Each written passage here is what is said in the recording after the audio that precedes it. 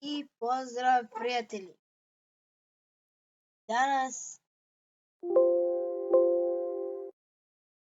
pošto svi znate da će sutra da počne april,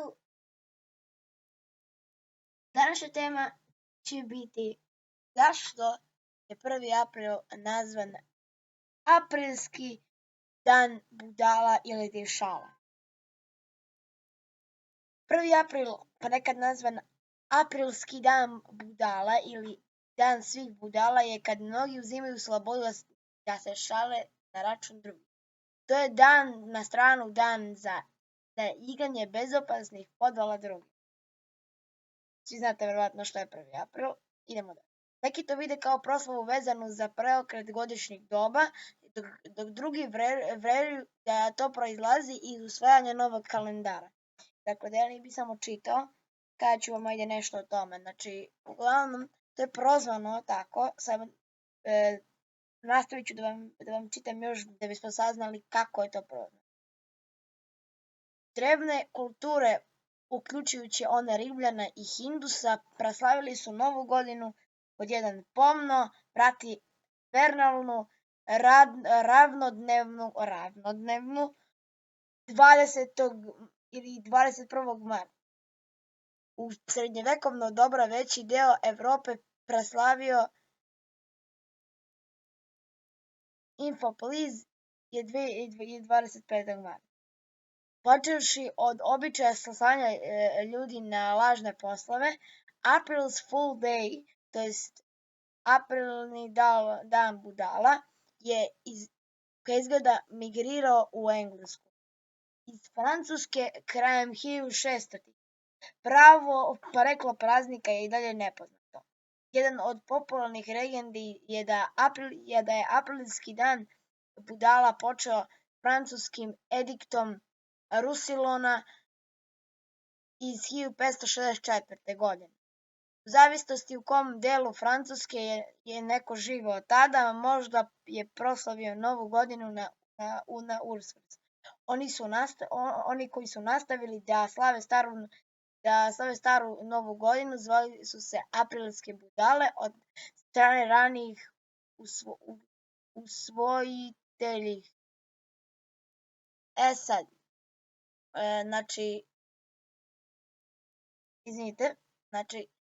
sad ćemo naći zašto, kad već znamo ko je to napravio, sad ćemo da znamo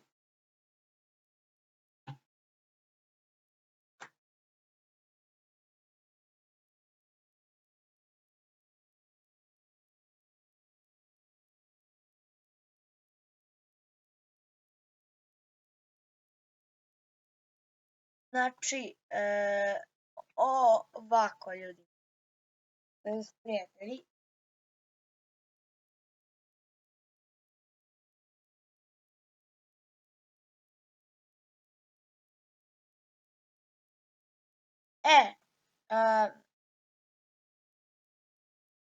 Ljudi, samo da ja uradim nešto pa se vraćam. Ljudi, evo ga.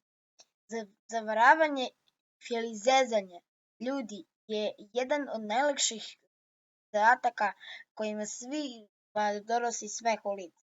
Međutim, hvatanje podvala i zavaravanje ljudi na ovaj dan daje neizmerno zadovoljstvo koje je nemerljivo.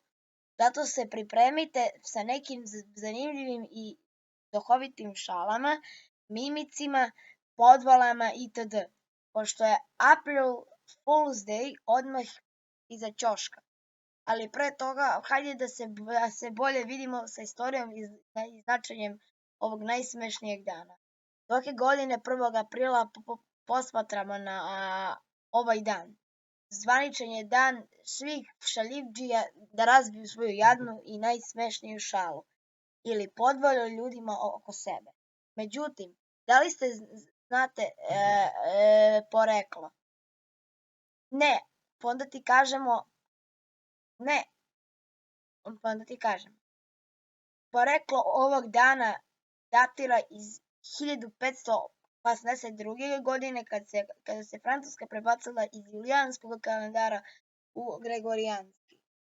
Do zamene je došlo zato što je Francuska odlučila da započne svoju novu godinu sa prolećnom radom, koja se održava oko 1. aprila posle zamene.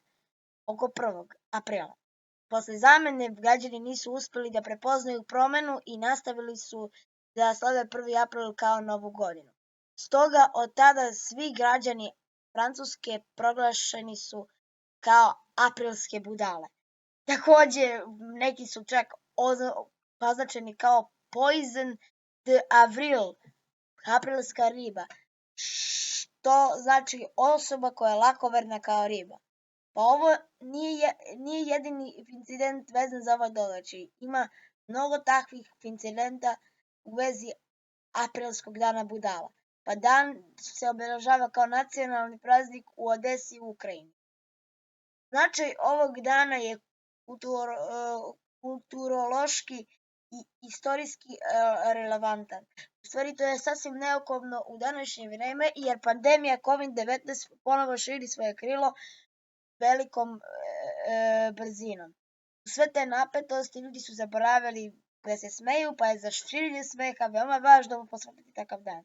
Dan aprilske budale nema samo da ima cilj da ljudima unese smeh u lice, već da nas podsjeća da je život bez zabave nepotpun. Na ovaj dan ljudi pokupe zdrave šale na račun ljudi oko sebe, samo da bi im skrenuli pažnju sa njihovog srećnog rasporeda. To je jedan takav događaj koji se posmatra globalno sa velikim žarom i zabavom. Znači, ljudi, samo da preciziramo, zašto je 1. april prozvan kao dan budala?